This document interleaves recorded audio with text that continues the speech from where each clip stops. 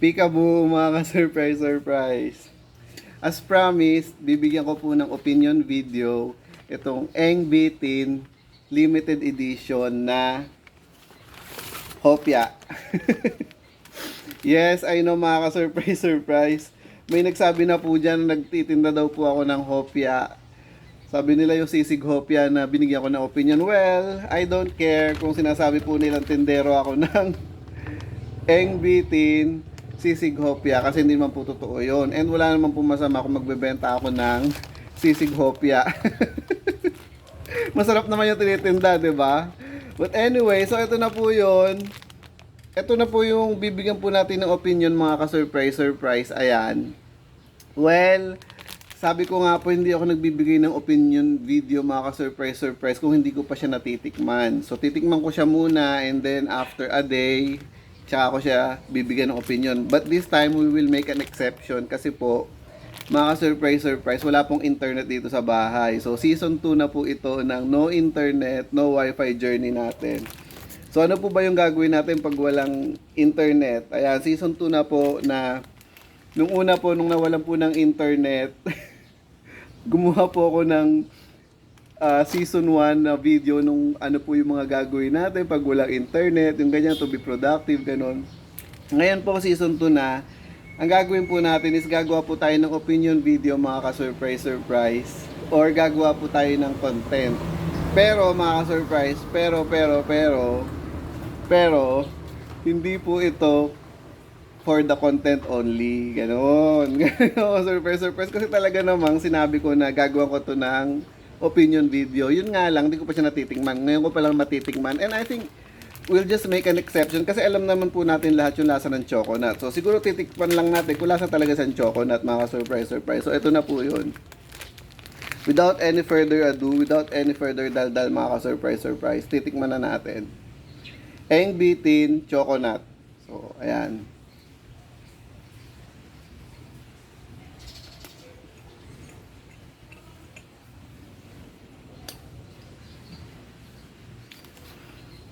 It was love at first bite, mga. It's not what I expected. What I'm expecting is dry chocolate. Ganon. Di ba, alam natin yung lasa ng chocolate na parang nasisipan tayo sa lasa kasi pag kinagat natin, dry. Not unlike yung mga chocolate, may smoothness, ganon. Ito mga ka-surprise. Yes, nandun yung lasa ng chocolate. Yung mala peanut butter, ganon. Pero nakakauhaw siya. Yung mala peanut butter, ganon. Pero, mga ka-surprise, may malalasahan po tayong cocoa. Ano ba yung cocoa na yan? Yung Tagalog siguro mga ka-surprise, cocoa.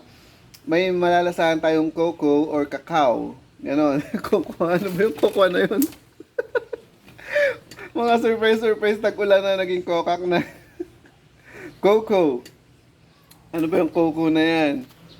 So ayun mga ka-surprise, kung di pa natin alam ang cocoa or cocoa or whatever it is.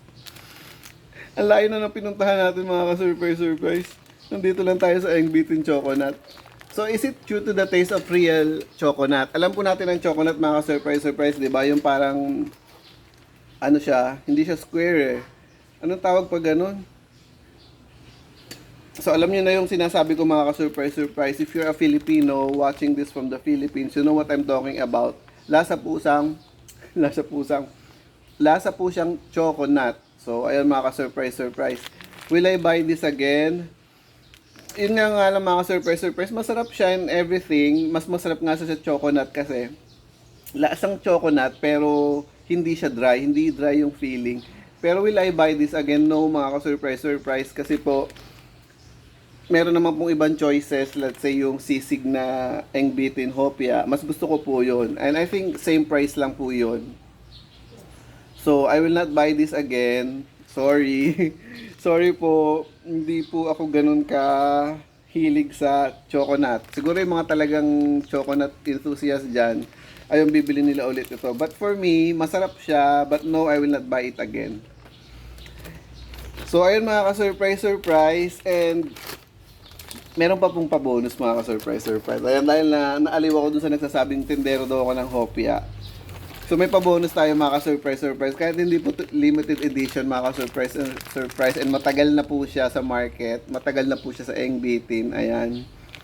Mag-ano naman tayo. Mochi Pia from Eng Bitin. So hindi siya Hopia, Mochi Pia po siya mga ka-surprise. So titikman po natin kung anong lasa mga ka-surprise. Hindi pa po ako nakakatikim nito. Or I think nakatikim na ako before pero hindi ko masyadong tawag dito in-appreciate yung lasa mga surprise. Baka may tinga pa ako. Anyway, titikman na po natin ito mga surprise. Hitting 2 birds in 1 stone. So, ito na po yun. Mga surprise, may kwentong hopya po ba kayo? Mag-comment down below na po kayo mga surprise. Ano sa nagsasabing tindero ako ng sisig hopya mga ka-surprise. Tuwan-tuwa po ako sa kanya. Siguro hindi niya lang pinanood yung entire video ko, parang nakakornihan siguro siya. Kaya akala niya, nagbebenta ako ng sisig hopya. Hindi niya alam na nagbibigay lang ako ng opinion. But then again, wala pong masama kung nagbebenta tayo ng sisig hopya. So ayan. So this time, ito hindi na po ito hopya mga ka-surprise. Eng Bitin called this Mochi Pia. So siguro, parang mukha lang kasi siyang hopya, gano'n. Pero hindi na po ito hopya. Mochi Pia na po siya. So, titikman na po natin. Ube makapuno po yung flavor nitong Mochi Pia na ito. So, without any further ado, ito na po.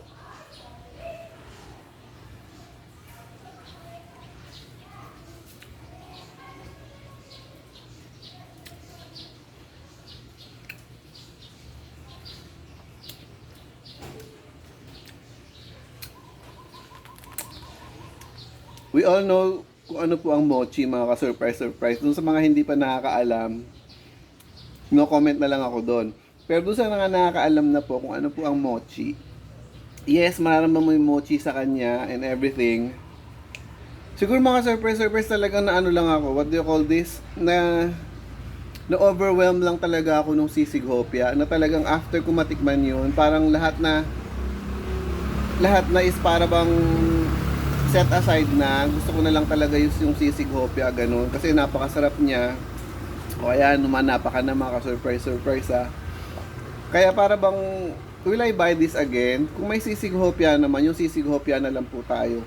Actually, mas prefer ko rin yung sisig hopya kaysa dun sa binigyan ko ng opinion before na yung hopyang baboy sibuyas.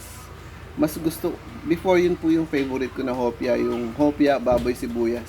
Ngayon mga ka-surprise, yung sisig hopya na po yung favorite ko. Ayan po, may favorite na mga ka-surprise. Teenage days again. A whole new me. So ayun, di po natin to. Nakakauhaw po ang hopya mga ka-surprise. And ayoko pong mauhaw ngayon habang nag-recording tayo. So ayun lang po no, mga ka-surprise. Hindi ko po masabi na bilhin nyo po itong mga surprise kasi nga po nandun na po tayo sa may sisig hopya as my number 1. So kung meron pong sisig hopya, hindi ko po bibili nitong mga ito. And siguro kung walang sisig hopya and gusto ko mag hopya mga surprise. Ayan, puro hopya na yung sinasabi ko. At least na iba naman hindi na surprise hopya naman mga surprise. What do you call this? Next to sisig hopya is yung hopya baboy sibuyas. Ayun. And yung chocolate po na yon, parang hindi po talaga. Kasi parang bang lalo na kung inom ka ng soft drinks. Kasi parang ang hopya gusto ko iniinom mo ng soft drinks yan eh. Yung parang masyado matamis, ganun. Parang nagkaloko surprise. What else? So ayun lang, hindi ko na po papahabain yung video. Natutuwa po ako kasi naibigay ko na po yung opinion video ko doon sa pinramis ko po sa inyong hopya chocolate. Ayun. And ayun lang po mga surprise. Hindi na po natin papahabain yung video. Puputulin ko na po.